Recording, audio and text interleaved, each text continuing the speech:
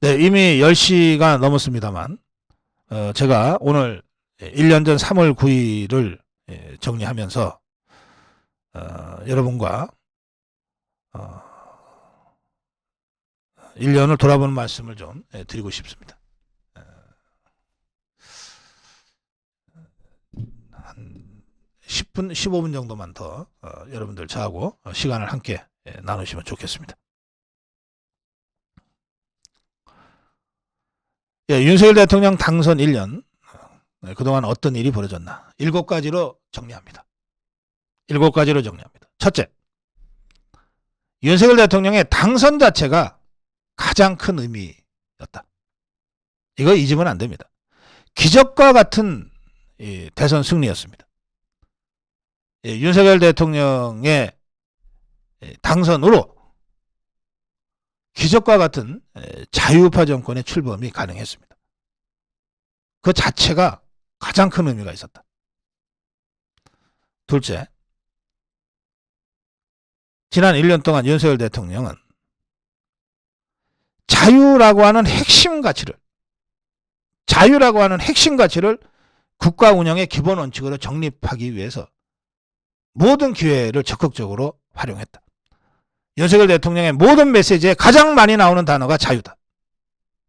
그걸 그냥 구호로서 얘기하는 것이 아니라 실제 국정 운영의 전 과정에 관철시키기 위해서 부단히 노력했다.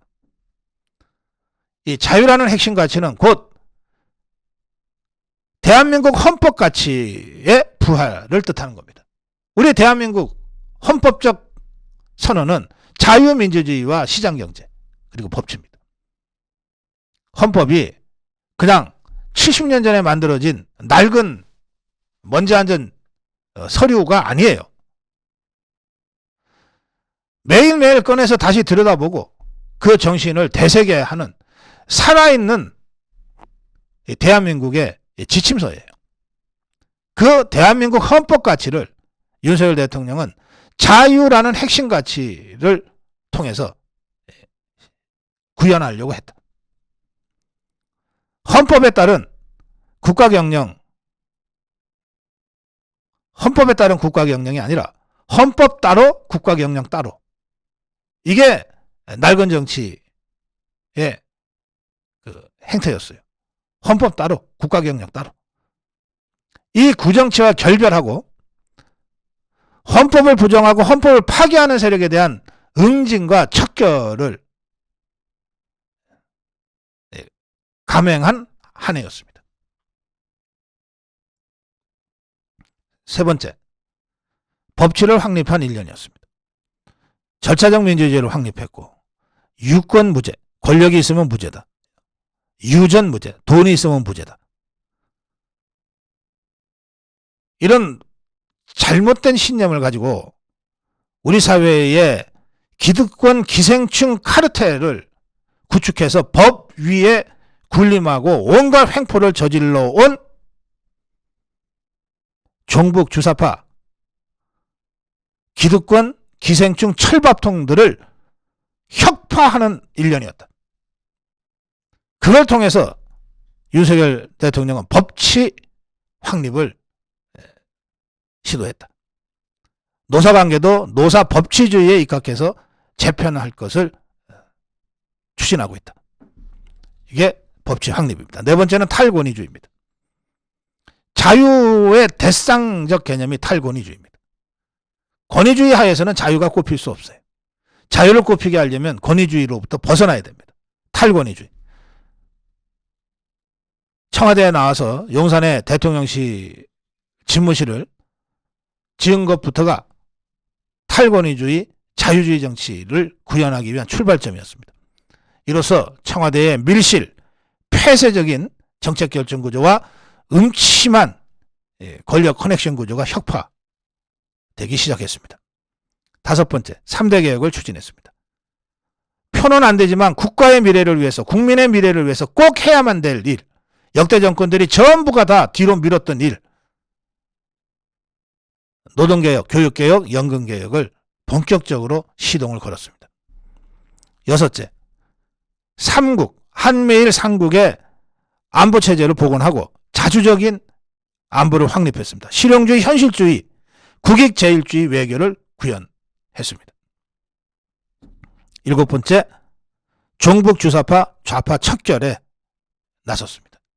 종북 주사파를 척결하고 좌파 적폐를 혁파하는 데 나섰습니다.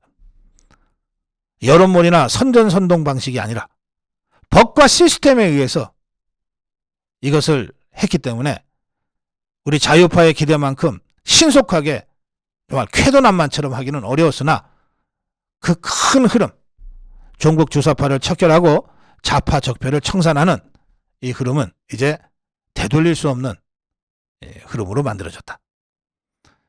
1년 만에 모든 걸 다 할 수는 없습니다만 1년 전 3월 9일